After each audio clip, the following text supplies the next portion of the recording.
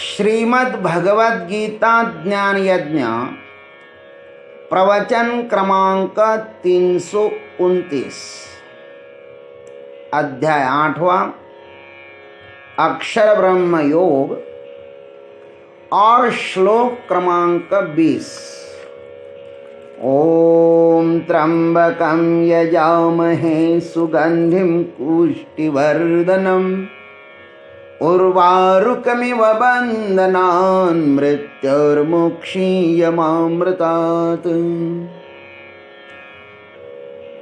सदाशिवसमारम्भान् शङ्कराचार्यमध्यमाम् अस्मदाचार्यपर्यन्तां वन्दे गुरुपरम्पराम्। वसुदेवसुतं देवं कंसचानूरमर्दनं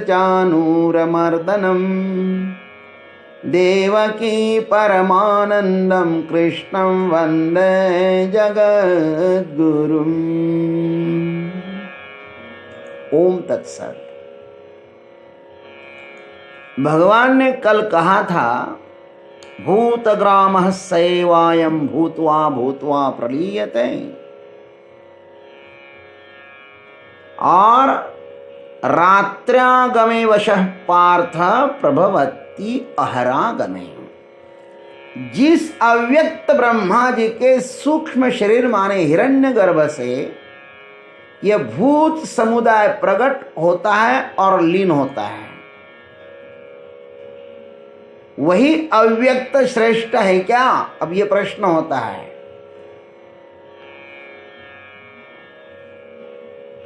क्या वह अव्यक्त जो परमात्मा है वही श्रेष्ठ है, अथवा उससे भी बढ़कर कोई अन्य है?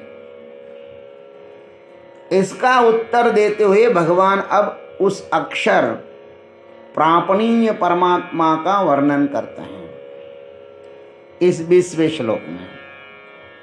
परस्तस्मात्तु भावोऽन्यो अव्यक्तो अव्यक्तात् सनातनः यस्य सर्वेषु भूतेषु नश्यत्सु न विनश्यति। भगवान कहते हैं तु यह तस्मात् अव्यक्तात् परः अन्यः यह सनातनः अव्यक्तः भावः। भगवान कहते हैं उस अव्यक्त से परे अन्य जो सनातन अव्यक्त भाव है, सह सर्वेषु भूतेषु नश्यत् स्व विनश्यति। वह परम दिव्य पुरुष सब भूतों के नष्ट होने पर भी नष्ट नहीं होता। अब आइए इस पर हम लोग चिंतन करते हैं। पहले जो 16, 17, 18 और 19वें श्लोकों में जिस परिवर्तनशील अव्यक्त के विषय में कहा है ना, वह अपर अव्यक्त है। वह प्रकृति है, उसे माया भी कहते हैं, अव्यक्त भी कहते हैं। वह समस्त नश्वर पदार्थों की जननी है। उसे प्रधान और ब्रह्मदेव रूप अज्ञान भी कहते हैं। इसके उपाधि के अनुसार अनेक नाम हैं। इस अव्यक्त से ही यह संसार व्यक्त होता है और पुनः इसी अव्यक्त में लीन होता है। यह अनादि अनंत काल से चलता आ रहा है। यह संसार जब अव्यक्त से व्यक्त होता है तब अव्यक्त में व्यक्त होता है। यह संसार जब अव्यक्त से व्यक्त होता है तब अव्यक्त में व्यक्त होता है, और जब व्यक्त से अव्यक्त होता है तब व्यक्त ही अव्यक्त हो जाता है। तब उसे भूत आदि कुछ भी नहीं कहा जाता। जैसे दूध का दही होने पर दूध का नाम रूप नहीं रहता, वैसे ही आकार का लोप होने पर दुनिया का दुनियापन नहीं रहता, तो भी वह अव्यक्त यथावत रहता है। अपनी अवस्था में रहता है तब अव्यक्त और प्रकट होता है तब व्यक्त। अव्यक्त और व्यक्त ये दो शब्द सापेक्ष हैं। देखो, अव्यक्त जब वह अपनी अवस्था में रहता है तब तो वह अव्यक्त होता है, और प्रकट होता है तब वह व्यक्त होता है। अव्यक्त और व्यक्त ये दो शब्द सापेक्ष हैं। यह बोलने के लिए भले ही दो हो गए, किंतु यह है मात्र एक ही है। जैसे आट लिया रुपए आटले पनते खोटी म्हणी पे पुड़ती तो घना कारू हार पे जे वेळे अलंकार होती।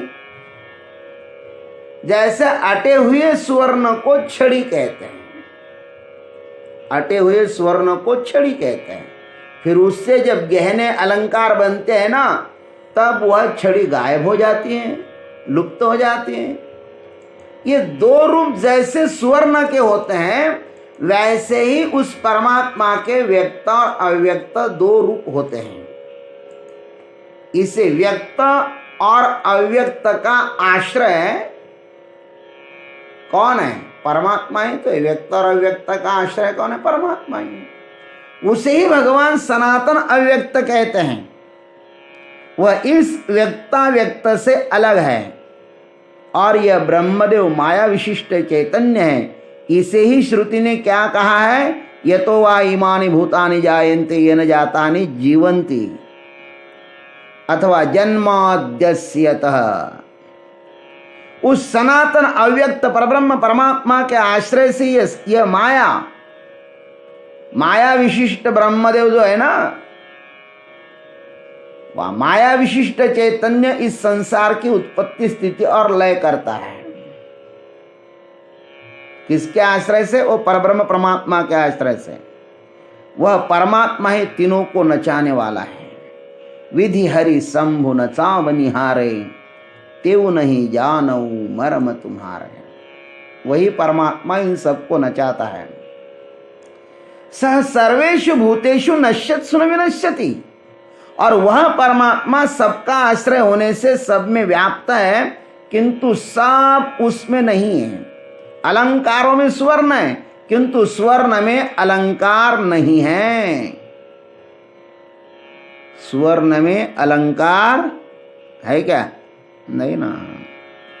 सब अलंकार नष्ट हो जाए तो भी वह स्वर्ण नष्ट नहीं होता। इन तीन दृष्टांतों में ज्ञानेश्वर महाराज ने उपरयुक्त सिद्धांत बहुत ही रोचक ढंग से रखा है। विश्व नष्ट होने पर भी उस परम तत्व का नाश नहीं होता। जैसे अक्षर पोछे जाने पर भी उनका अर्थ नष्ट नहीं होता। अधिकतर ऐसे ही होता है। स्कूल में गुरुजी ब्लैक बोर्ड पर कुछ लिख देते हैं, और वह अर्थ समझ में आने के बाद उन शब्दों को पोंछ लेते हैं। शब्द मिट जाए, लेकिन अर्थ मिटता है क्या? नहीं।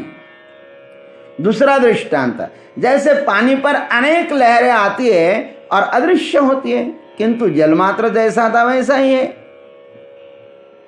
अथवा समस्त गहनों को गलाने पर भी स्वर्णपन नहीं गलता, वह यथावत ही रहता है। उसी प्रकार ही देह भले ही नष्ट हो जाए, वह सनातन अव्यक्त तत्व तो वैसे ही रहता है जैसा वह है। उस परमात्मा को यहां पर सनातन अव्यक्त इसलिए कहा गया है कि उसकी उपलब्धि किसी भी प्रमाण से नहीं की जा सकती। किसी भी वस्तु की सिद्धि करने के लिए 5 प्रमाणों की आवश्यकता होती है। प्रत्यक्ष, अनुमान, अर्थापत्ति, अनुपलब्धि और अनुभव, शास्त्र प्रमाण। ये परमात्मा इन 5 प्रमाणों से अतीत है। वह किसी भी प्रमाण से पकड़ने में नहीं आता। केवल अनुभव एवं शास्त्र प्रमाण से ही इसे जाना जाता है। वह न अनुमान का विषय है, न अर्थापत्ति, न अनुपलब्धि। ये सब चराचरात्मक सृष्टि के पहले है वो परमात्मा, यही शाश्वत है, शेष सब नश्वर है। इसे वेदों ने कहा है कि न तत्र सूर्यो भाति न चंद्र तारकम, यही सबको प्रकाशित करता है। इस संसार में जो व्यक्त होता है सो परमात्मा ही है। विज्ञान भी जो अव्यक्त है उसे खोज रहा है। अन्य शोध खोज जो आज विज्ञान ने लगाया है ना महाराज, वे पहले अव्यक्त ही थे। क्या दूरदर्शन पहले नहीं था? अरे भाई पहले भी था, किंतु अव्यक्त था। आज हमारे सूक्ष्मदर्शी मनुष्यों ने उस अदृश्य दूरदर्शन को व्यक्त किया। ऐसे लाखों वस्तुएं जो आज हमारे लिए अव्यक्त हैं, उसे विज्ञान कभी तो अवश्य प्रकट करेगा ही। विज्ञान अदृश्य वस्तुओं को दृश्य बना सकता है, तो भी वह परमात्मा को अपने नियमों से पकड़ नहीं सकता। परमात्मा उनसे अछूत ही रहेगा। उनके नियमों से परमात्मा कभी भी व्यक्त नहीं होगा, क्योंकि परमात्मा अव्यक्त है, इंद्रियातीत है। विज्ञान क्या है? इंद्रियों की तो शक्ति बढ़ाता है ना, और करता क्या है?